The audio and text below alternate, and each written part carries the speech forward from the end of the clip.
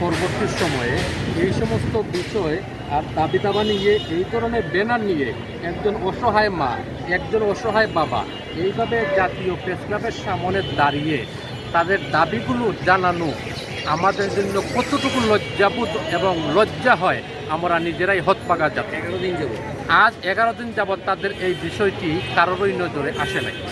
আমি আজকের এই জাতীয় প্রেস ক্লাবের সামনে তাদের দাবিকৃত বিষয়টির প্রতি সংহতি প্রকাশ করে আমাদের ফ্যাসিবাদ প্রতিরোধ আন্দোলন, জাতীয় মানবাধিকার সমিতি ও জাতীয় জনতা ফোরাম আমাদের সংগঠনগুলোর পক্ষ থেকে সংহতি প্রকাশ করছি এবং তাদের দাবিটি অনতি বিলম্বে দাবিটি যেন কার্যকরী পদক্ষেপ নেওয়া হয়, এই বিষয়টি আগামী 72 ঘন্টার ভিতরে তাদের দাবিটি যেন পূর্ণাঙ্গভাবে কার্যকারী হয়, বাস্তবায়ন হয়, সেই বিষয়টি ঊর্ধ্বতন কর্তৃপক্ষ এবং সরকার প্রশাসন সহ সর্বস্তরের নিকট আমাদের পক্ষ থেকে উদাত্ত আহ্বান জানাচ্ছি।